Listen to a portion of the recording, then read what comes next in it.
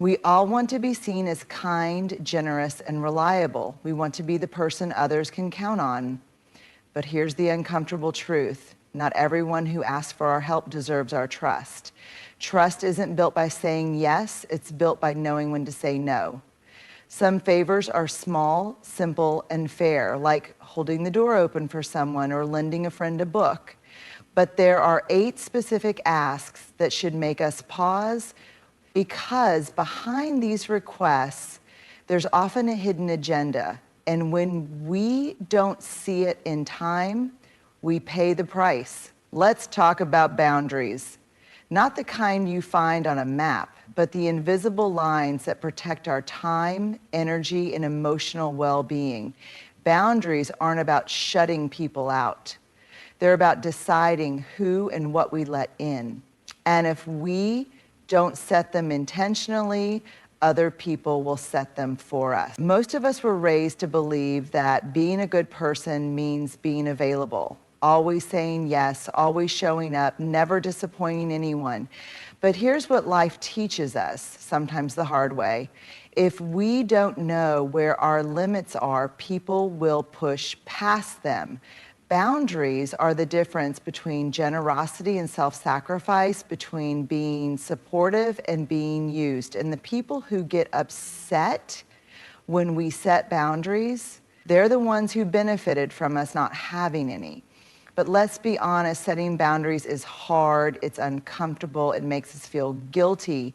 We worry that we'll lose relationships, that people will see us as selfish, that we'll become the bad guy.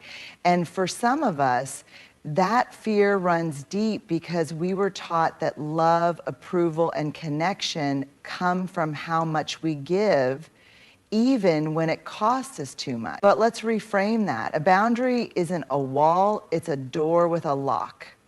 It doesn't mean we refuse to help people, love them, or show up for them. It means we get to decide who has access to us and under what conditions. Think about your closest relationships. Do the people in your life respect your time, your values, your need for space? If someone only loves you when you're available to them 24/7, is that really love? Setting a boundary might sound like this: I can't lend you money again. I care about you, but I also have responsibilities. I'm not comfortable keeping that secret. That's not something I can be a part of. I need to step back from this relationship because it's not healthy for me. I can't be the only one making an effort. This has to be a two-way street. Here's the truth. When we set boundaries, we don't just protect ourselves, we also teach people how to treat us. And not everyone will like it. Some people will push back, manipulate, or guilt us into changing our minds. That's when we have to remember boundaries are about self-respect, not people-pleasing. So the next time someone asks you for a favor that doesn't sit right with you, take a breath and ask yourself, if I say yes, am I doing this out of love or out of fear? Am I being kind or am I being taken advantage of? Because trust isn't just about knowing who to let in, it's about knowing when to say, this is where I draw the line. There's a fine line between helping someone out of kindness and being pulled into something that benefits them at your expense. That line is the difference between genuine need and manipulation. Most of us want to help. We want to be there for our friends, our family, our colleagues. We want to be the person who steps up when someone is struggling. But the harsh reality is this: not everyone who asks for help actually needs it. Some just want to use you. That's why it's important to learn the difference between a sincere request for help and a manipulative favor. And the difference often comes down to intent.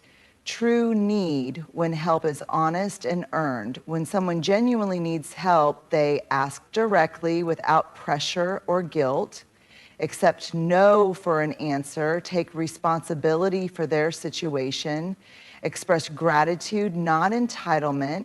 try to find solutions, even if help isn't available. People in true need respect your choice. They don't see your support as something they are owed. Instead, they see it as a kindness, and they don't take advantage of it. Think about a time when someone truly needed your help. Maybe it was a friend going through a crisis, a family member who hit a rough patch, or a colleague who needed support on a big project.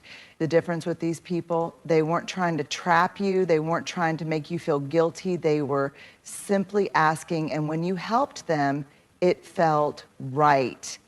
It felt like something you wanted to do, not something you felt forced into. Manipulation, when a favor is a trap.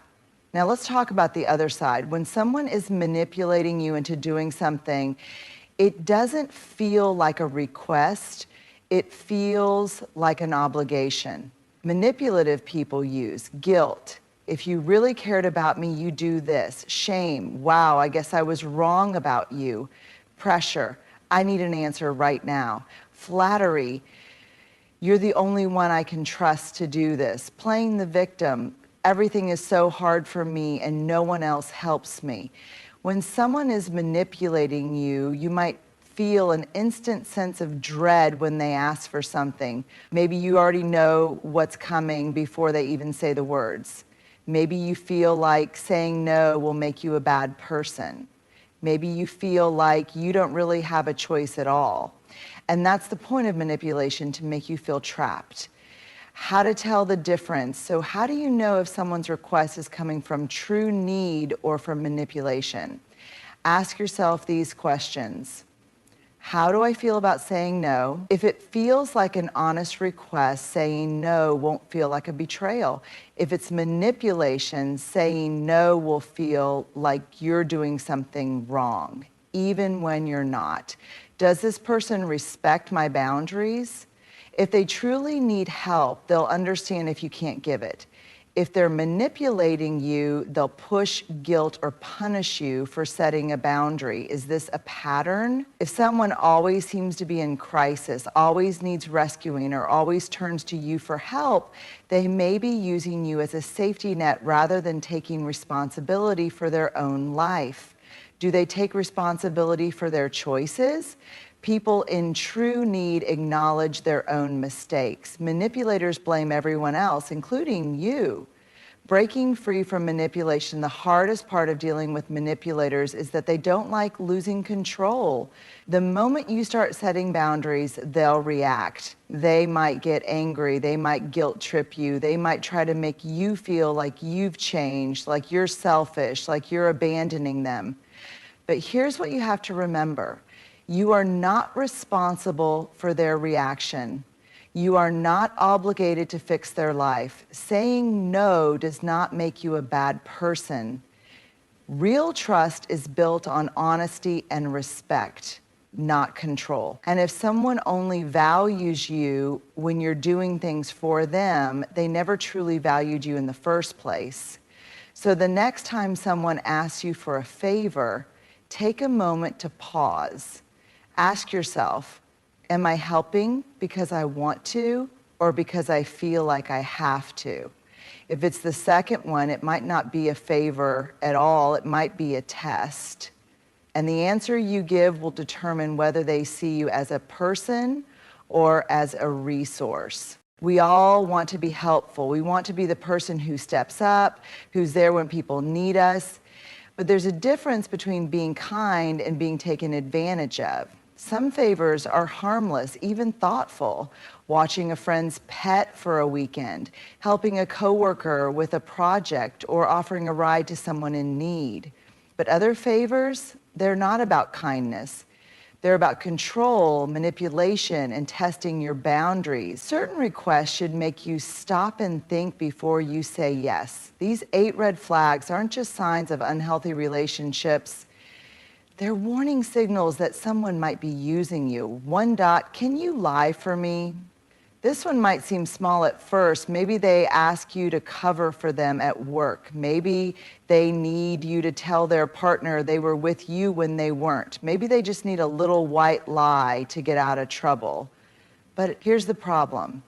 If they're comfortable asking you to lie, They're comfortable putting you in harm's way. And sooner or later, the lie won't just be theirs. It will become yours too. People who ask you to lie for them will eventually ask you to take the fall for them. And when the truth comes out, they'll protect themselves first. Ask yourself, if someone truly valued your relationship, would they ask you to compromise your integrity for them? 2, can I borrow money again? We all go through hard times. A friend who genuinely needs help might ask for a loan once, and they'll be upfront about paying it back. But if someone repeatedly borrows money without ever repaying it, you're not helping them. You're funding their lifestyle. Money and trust are deeply connected. A person who respects you won't feel entitled to your financial support. And if they do, it won't stop at money. If someone constantly asks you for financial favors, take a step back and ask, do they see me as a friend or a bank? Do they ever offer to pay me back? Do they make me feel guilty if I say no? A true friend won't put you in financial distress just to make their life easier. 3, can you take the blame? This is the favor that should send alarms ringing in your head. If someone is willing to let you take the fall for their mistakes, they don't respect you. They see you as disposable. It might be small at first. Can you say you forgot to turn in the report instead of me? But it escalates. Can you tell my partner it was your idea to go out drinking? Can you say you lost the paperwork? Before you know it, you're the one facing the consequences for something you didn't do. If someone asks you to take the blame, they're showing you their character. And trust me, when the stakes get higher, they won't hesitate to push you under the bus again. 4, can you keep this toxic secret? There's a big difference between keeping a personal confidence and being asked to hide something unethical. If someone tells you something that makes you deeply uncomfortable, cheating, stealing, harming someone, or any behavior that crosses moral lines, that's not a favor, that's a trap. Toxic secrets are never meant to protect you. They're meant to protect the person who is asking you to keep them. If you're holding on to someone else's secret and it's weighing on you, ask yourself, why am I being asked to hide this? Would they do the same for me? Am I comfortable carrying the burden of this? Not every secret is meant to be kept. And if someone asks you to silence your conscience, they're asking for too much. 5, can you put me before your own needs? This one is subtle. It doesn't always come in the form of words. It comes in expectations. It's the friend who expects you to drop everything when they need you, but who's never there when you need them. The family member who guilts you into doing things for them, but doesn't care about your well-being. The partner who demands all your emotional energy, but doesn't give any in return. Love, whether it's in friendships, family, or relationships, should be mutual. The moment someone expects you to, and they ask you to give them another chance, the question isn't about whether they're sorry, it's about whether they've actually changed. A real apology doesn't come with pressure.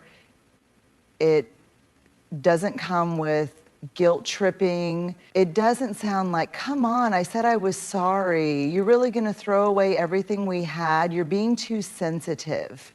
Real remorse comes with action. If someone asks you to take them back but hasn't put in the work to earn back your trust, they don't deserve it. 7, can you go against your values for me? Maybe it's something small, laughing at a joke you don't find funny, gossiping about someone, pretending to agree with something you don't believe in. But once you start bending your values for someone, it never stops. People who truly respect you won't ask you to compromise who you are to fit their expectations. They won't ask you to go against your beliefs, your morals, or your gut instinct just to make them comfortable. If someone asks you to betray your own integrity, ask yourself, is this who I want to become? Would I feel good about myself after doing this? Is their approval worth my self-respect? The answer is always no. 8 types, can you be responsible for my happiness? This might be the hardest favor to recognize because it often comes from people we love. It sounds like you're the only one who makes me feel better. If you leave me, I don't know what I'll do. I need you to fix this for me. Here's the truth. You are not responsible for another person's happiness. You can support them, love them, and encourage them, but you cannot carry the weight of their emotions on your back. People who expect you to be their emotional anchor will drain you.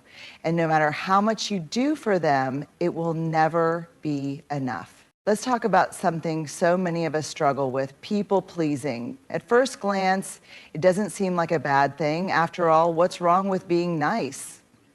What's wrong with wanting to make people happy? Isn't it good to be helpful, supportive, and agreeable? But here's where it gets dangerous. When making others happy comes at the cost of your own happiness. People pleasing isn't just about kindness, it's about fear. Fear of rejection, fear of disappointing others, fear of conflict, fear of not being enough. And that fear has a price that's paid in burnout, resentment, and loss of self-respect.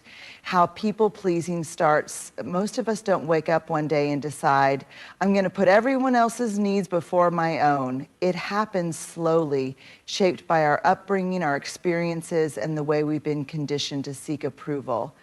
Maybe you grew up in a home where love and acceptance were conditional, where being good meant not making waves. Maybe you learned early on that keeping the peace was the only way to avoid conflict. Maybe you were praised for being selfless, for always putting others first, for never saying no. And so you learned being agreeable equals being liked, saying yes equals avoiding conflict, keeping people happy equals staying safe. And before you knew it, you became the person who always says, of course I can help, no worries, I don't mind, it's fine, I'll figure it out, even when it's not fine, even when it does bother you, even when you're drowning.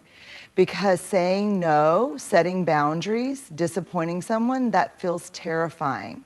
The hidden costs of people-pleasing, for a while, people-pleasing seems to work. You avoid conflict. People like you, you're seen as dependable, selfless, and kind, but over time, the cracks start to show. Because pleasing everyone else means betraying yourself. Here's what people-pleasing really costs you. One, loss of identity. When you spend your life trying to be what everyone else wants, you forget who you are.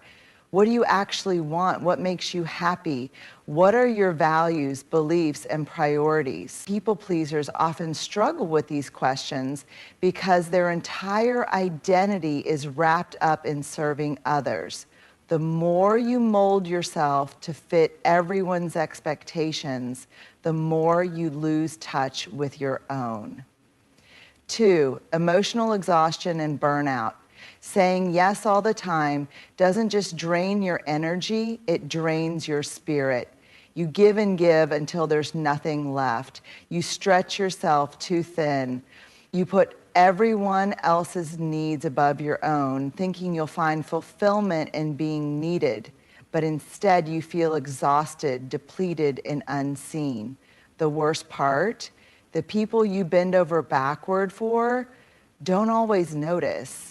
And even if they do, they may not reciprocate. 3, resentment and frustration. At some point, exhaustion turns into resentment. Why do I always have to be the one to compromise? Why does no one check on me the way I check on them? Why do I feel so unappreciated? You start to feel used, taken for granted, invisible. And the worst part, you can't even blame them because you taught them that this is okay. By never setting boundaries, you told people, you can treat me this way and I'll accept it. 4, their anxiety and fear of disapproval. People pleasers often live with constant anxiety because their happiness depends on how others perceive them. What if they're upset with me? What if I let them down? What if they stop liking me? And so you keep saying yes, you keep bending, you keep prioritizing their feelings over your own well-being, not because you want to, but because you're afraid of what happens if you don't. 5, weak or non-existent boundaries. People pleasers often struggle to set boundaries because boundaries mean saying no. But without boundaries, you become a doormat, someone who is easy to manipulate, guilt trip, and take advantage of. People who take advantage of you won't stop unless you stop them. And if you've spent your life saying yes, breaking that pattern will feel uncomfortable. But here's the truth. Setting boundaries doesn't make you mean. Saying no doesn't make you selfish. Prioritizing yourself doesn't make you a bad person. It makes you someone who respects themselves. How to break free from people-pleasing. Breaking free from people-pleasing isn't easy, but it's necessary if you want to live a life that's truly yours. 1, get comfortable with discomfort. Saying no for the first time will feel awkward. Setting a boundary will feel wrong. Disappointing someone will make you feel guilty. That's normal. You've spent years avoiding these feelings. But discomfort isn't a sign that you're doing something wrong. It's a sign that you're doing something different. To ask yourself, why am I saying yes? Before you agree to something, pause and ask yourself, am I saying yes because I truly want to? Or am I saying yes because I'm afraid of disappointing them? If your answer is based on guilt, fear, or obligation, that's a sign you need to rethink your response. 3, start small. If setting boundaries feels overwhelming, start with something simple. Say no to a small request. Speak up when you don't agree with something. Express your own needs instead of always going along with others. The more you do it, the easier it gets. 4, accept that not everyone will like it when you stop people-pleasing. Some people won't be happy. They liked the version of you who always said yes, the version of you who never pushed back. And that's okay. Anyone who only liked you because you were easy to control never truly valued you. Real relationships, healthy relationships, are built on mutual respect. The right people will accept and honor your boundaries. 5, stop apologizing for prioritizing yourself. You don't owe anyone an apology for protecting your energy. You don't have to feel guilty for saying no. You don't have to justify taking care of yourself. If someone makes you feel bad for setting boundaries, that's their problem, not yours.